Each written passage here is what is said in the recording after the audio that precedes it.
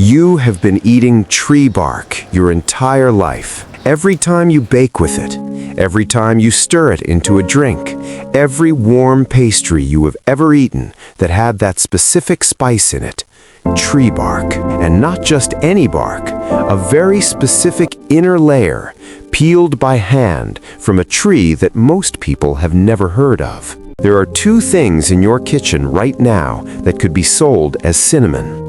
One is the real thing, one is an imposter. They come from different trees, they have different chemistry. One of them contains a compound that has liver toxicity implications at high doses, and almost nobody knows which one they actually have. The reason why will completely change how you see every spice label you ever read. To understand what cinnamon really is, you have to go back roughly 4,000 years to ancient Egypt. Cinnamon appears in Egyptian records as early as 2000 BC as an ingredient used in sacred embalming rituals, as an offering to deities, and as a symbol of immense wealth. Egyptian texts describe it as arriving from a mysterious land called Punt, a location historians still debate, by sea trade. At certain points in ancient history, cinnamon was valued more highly than gold, not because of its flavor, because of its scarcity and the mystery surrounding where it came from. Nobody in the Mediterranean world knew what a cinnamon tree looked like. They only knew the bark that arrived on trading ships. For centuries, the actual origin of cinnamon was one of the most guarded trade secrets in the ancient world. Arab merchants who controlled the spice trade deliberately spread false stories about where it came from, describing it as guarded by giant birds that nested with it, or growing in deep lakes protected by winged serpents. These stories served a purpose. They justified the impossibly high prices Arab traders charged by suggesting that obtaining the bark required extraordinary danger and effort. The real origin, the island of Sri Lanka, then called Serendib or Taprobane, was not widely known in the Western world until Portuguese explorers reached it in the early 1500s. When Portuguese explorers found the source of cinnamon in Sri Lanka in the early 1500s, they found something they did not expect. Not a rare plant growing in remote, inaccessible wilderness. A tree, a medium-sized evergreen tree growing in tropical forests with unremarkable green leaves and small clusters of berries. The bark was the only remarkable part. But to understand why the bark produces that specific flavor and aroma, and why there are two completely different trees being sold as the same thing, we first need to understand what happens when that bark is removed from the tree. Here is what actually happens to turn a living tree into the cinnamon stick in your kitchen. Cinnamon is harvested from trees that are typically 2 years old and have been cut back to encourage multiple thin shoots to grow. The harvester scores the outer bark of each shoot in long vertical cuts and then carefully peels it away. What is exposed beneath the outer bark is the inner bark, a thin, pale, moist layer of tissue. This inner bark is the cinnamon. The outer bark is discarded. The inner bark is then left to dry. As it dries over the following hours, it undergoes a remarkable physical transformation. It naturally curls inward into the quill shape you recognize as a cinnamon stick. The curl is not manufactured, it is a natural response to drying. The flavor and aroma of cinnamon come primarily from a chemical compound called cinnamaldehyde, present in the essential oils within the inner bark cells. When the bark is cut, dried, or ground, those cells release cinnamaldehyde into the air. That is the smell you associate with cinnamon. Cinnamaldehyde is also responsible for the mild warming sensation cinnamon creates on the tongue. It activates the same heat-sensitive receptors that respond to warmth, which is why cinnamon literally feels warm, even though it has no actual temperature. Most people have never been told this. You are not imagining the warmth in cinnamon. Your tongue is receiving a genuine heat signal from a chemical compound, not from temperature. Most people think there is one cinnamon. There are two, and this is where the story becomes genuinely important for anyone who uses cinnamon regularly. The first type, grown primarily in Sri Lanka, is called true cinnamon or Ceylon cinnamon. The second type, grown primarily in South Asia and China, is called cassia. It is a different species of tree, producing a thicker, harder, darker bark with a stronger, slightly more pungent flavor. Cassia is the variety that fills the majority of supermarket shelves across Europe and North America. When you buy a generic jar of ground cinnamon in a large supermarket, you are almost certainly buying cassia, not true cinnamon. And that distinction matters more than most people realize. Here is the part of the story that genuinely surprises people. The substitution of cassia for true cinnamon is entirely legal in most markets. In many countries, the food labeling laws permit both Ceylon cinnamon and cassia to be sold simply as cinnamon, with no further specification required. The consumer, looking at a jar labeled ground cinnamon in a standard supermarket, cannot tell from the label alone which of the two plants they are buying. Ceylon cinnamon is typically more expensive to produce. The harvesting process is more labor-intensive, and the yield per tree is lower. Cassia grows faster, produces more bark, and costs less to bring to market. From the producer's perspective, the choice is economic. From the consumer's perspective, it is invisible. Here is something practical you can do right now. If you have cinnamon sticks in your kitchen, look at them closely. True Ceylon cinnamon sticks are tightly rolled with multiple thin visible layers like a tightly wound scroll of paper. The color is a lighter tan brown. They crumble easily when broken. Cassia sticks are thicker, harder, and darker, more of a red-brown color. They resist breaking and show one or two thick bark layers rather than many thin ones. For ground cinnamon, the visual test is harder.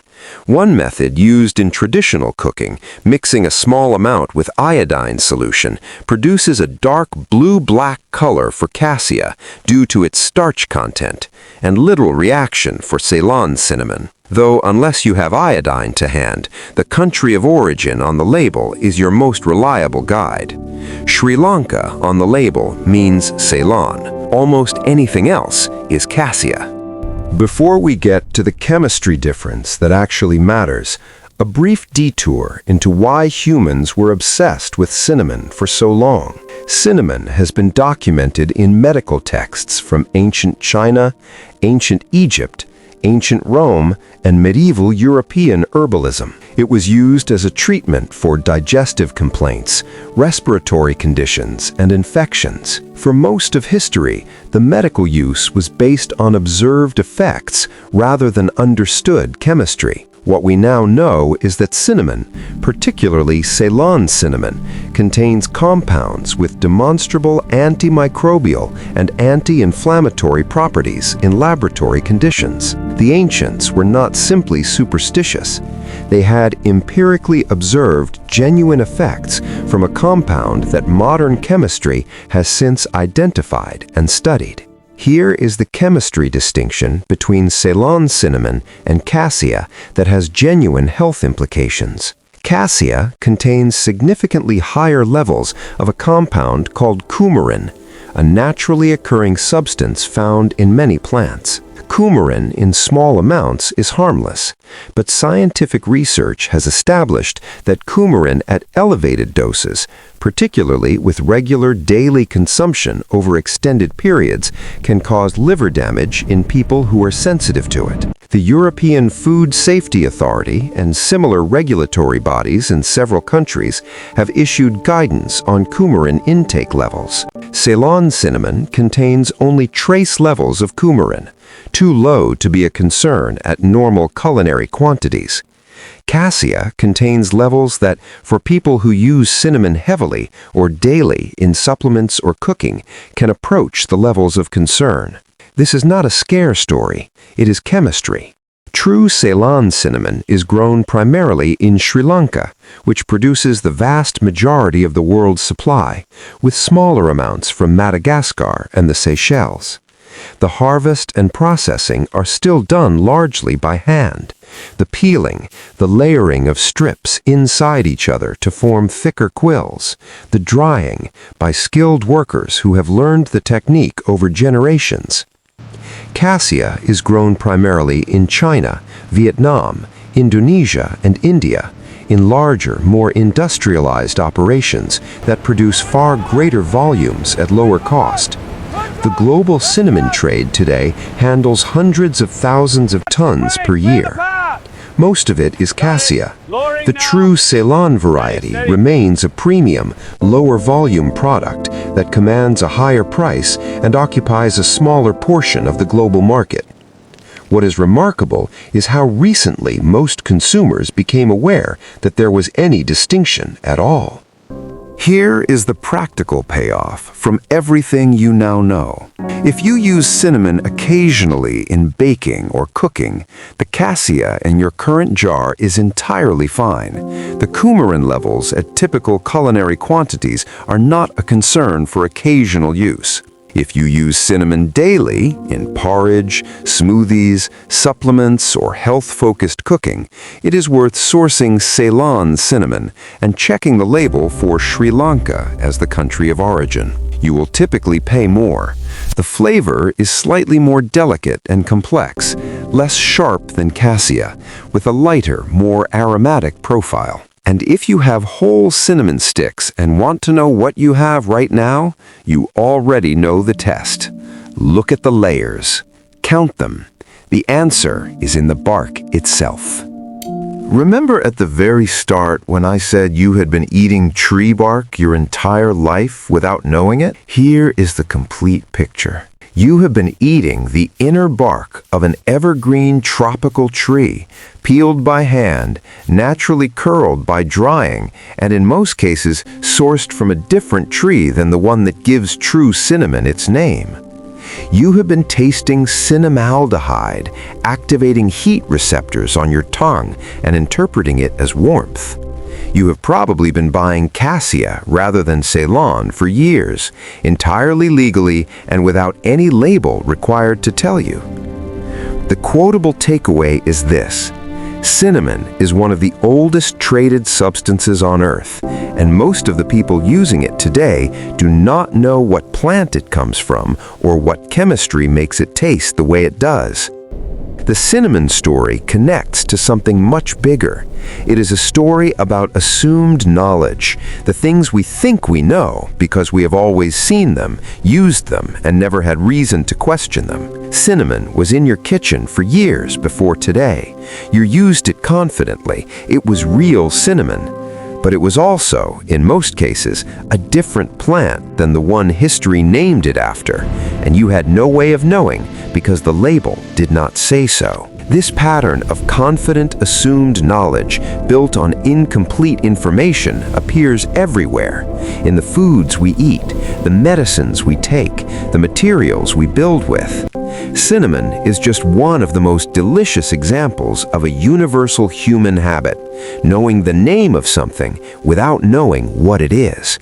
And that habit is worth examining in everything around you. If you made it this far, you are exactly the kind of curious person this channel is built for. You came in knowing cinnamon as a kitchen spice. You are leaving knowing it is tree bark from a specific tropical tree with two distinct varieties carrying different chemistry, a 4,000-year trade history, and a story of deliberate ancient deception that kept its origin secret for centuries. So here is what I want in a